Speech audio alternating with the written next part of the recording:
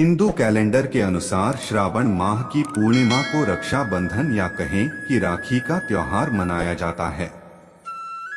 अंग्रेजी कैलेंडर के अनुसार इस बार यह पर्व 31 अगस्त 2023 रविवार को मनाया जाएगा।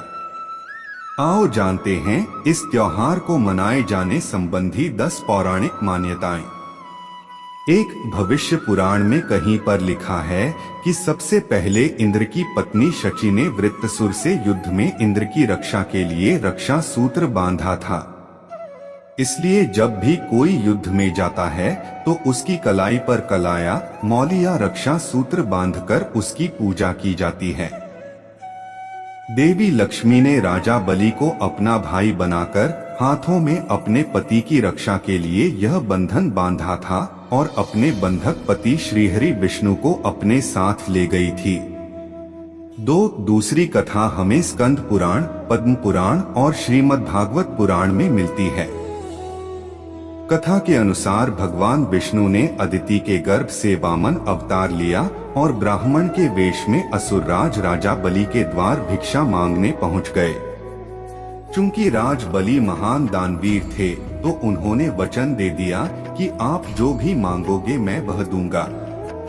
भगवान ने बलि से भिक्षा में 3 पग भूमि की मांग ली। बलि ने तत्काल हाँ कर दी क्योंकि 3 पग ही भूमि तो देना थी। लेकिन तब भगवान वामन ने अपना विशाल रूप प्रकट किया और 2 पग में सारा आकाश, पाताल और धरती नाप लिया। फिर पूछा कि राजन अब बताइए कि तीसरा पग कहाँ रखूं? तब विष्णु भक्त राजा बलि ने कहा, भगवान आप मेरे सिर पर रख लीजिए। और फिर भगवान ने राजा बलि को रसातल का राजा बनाकर अजरमर होने का वरदान दे दिया। लेकिन बलि ने इस वरदान के साथ ही अपनी भक्ति के बल पर भगवान से रात दिन अपने सामने रहने का वचन भी ले लिया।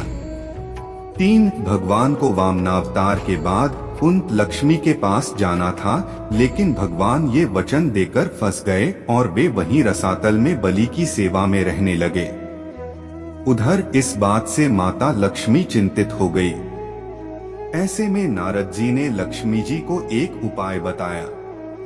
तब लक्ष्मी जी ने राजा बलि को राखी बांध अपना भाई बनाया और अपने पति को अपने साथ ले आई। उस दिन श्रावण मास की पूर्णिमा तिथि थी। तभी से यह रक्षाबंधन का त्योहार प्रचलन में है। 4 माना जाता है कि राजसूय यज्ञ के समय जब श्री कृष्ण ने शिशुपाल का वध कर दिया था तो तब उनकी अंगुली से खून बहने लगा था। इसे देखकर द्रौपदी ने तुरंत ही अपनी साड़ी का एक टुकड़ा फाड़कर उनकी अंगुली पर बांध दिया था। इस कर्म के बदले श्री कृष्ण ने द्रौपदी को आशीर्वाद देकर कहा था कि एक दिन मैं अवश्य तुम्हारी साड़ी की कीमत अदा करूंगा। इन कर्मों की वजह से श्री कृष्ण ने द्रौपदी के चीरहरण के समय उनकी साड़ी को इस पुण्य के बदले ब्याज सहित इतना बढ़ाकर लौटा दिया और उनकी लाज बच गई। कहते हैं कि इसी के बाद रक्षाबंधन पर बहन द्वारा राखी बांधने की परंपरा की शुरुआत हुई थी। 5 उत्तर भारत में रक्षाबंधन वाले दिन अर्थात श्रावण की पूर्णिमा को राखी का त्योहार मनाया जाता है, जबकि दक्षिण भारत में समुद्री क्षेत्रों में नारियल पूर्णिमा का त्योहार मनाया जाता है। नारियल पूर्णिमा खासकर सभी मछुआरों का त्योहार होता है। मछुआरे भी मछली पकड़ने की शुरुआत इसी दिन से भगवान इंद्र और वरुण की पूजा करने से करते हैं। पूजा के दौरान विधिवत रूप में उन्हें केल के पत्तों को समुद्र किनारे नारियल अर्पित किए जाते हैं।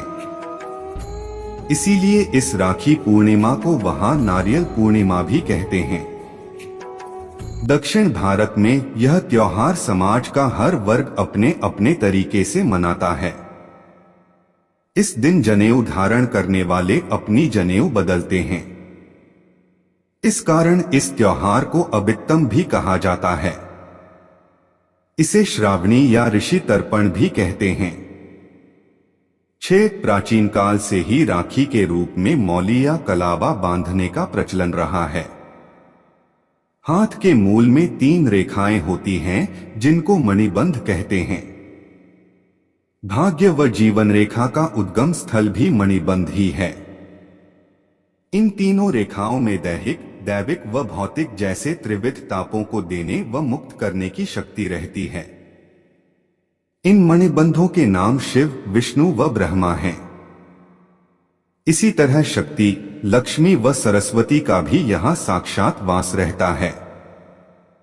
जब हम कलावा का मंत्र रक्षा हेतु पढ़कर कलाई में बांधते हैं तो यह 3 धागों का सूत्र त्रिदेवों व त्रिशक्तियों को समर्पित हो जाता है, जिससे रक्षा सूत्र धारण करने वाले प्राणी की सब प्रकार से रक्षा होती है। 7 शास्त्रों का ऐसा मत है कि मौली या राखी बांधने से त्रिदेव ब्रह्मा, विष्णु व महेश तथा तीनों देवियों लक्ष्मी, पार्वती व सरस्वती की कृपा प्राप्त होती है। ब्रह्मा की कृपा से कीर्ति, विष्णु की कृपा से रक्षा तथा शिव की कृपा से दुर्गुणों का नाश होता है। इसी प्रकार लक्ष्मी से धन, दुर्गा से शक्ति एवं सरस्वती की कृपा से बुद्धि प्राप्त होती है। यह मौली किसी देवी या देवता के नाम पर भी बांधी जाती है, जिससे संकटों और विपत्तियों से व्यक्ति की रक्षा होती है। यह मंदिरों में मन्नत के लिए भी बांधी जाती है। 8 संकल्प के लिए भी रक्षा सूत्र बांधा जाता है। जिस तरह की राजा बलि ने 3 पग भूमि को दान में देने के पहले जल छोड़कर संकल्प लिया था कि मैं 3 पग भूमि दान करता हूँ, इसी तरह रक्षा बंधन पर हम बहन को उसकी रक्षा का वचन देते हैं। मौली बांधकर किए गए संकल्प का उल्लंघन करना अनुचित और संकट में डालने वाला सिद्ध हो सकता है।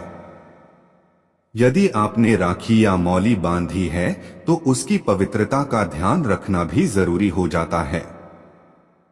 9 शास्त्रों के अनुसार मौली बांधने से उसके पवित्र और शक्तिशाली बंधन होने का एहसास होता रहता है और इससे मन में शांति और पवित्रता बनी रहती है। व्यक्ति के मन और मस्तिष्क में बुरे विचार नहीं आते और वह गलत रास्तों पर नहीं भटकता है। कई मौकों पर इससे व्यक्ति गलत कार्य करने से बच जाता है। 10 महाभारत में भी रक्षाबंधन के पर्व का उल्लेख है। जब युधिष्ठिर ने भगवान कृष्ण से पूछा कि मैं सभी संकटों को कैसे पार कर सकता हूँ, तब कृष्ण ने उनकी तथा उनकी सेना की रक्षा के लिए राखी का त्योहार मनाने की सलाह दी थी।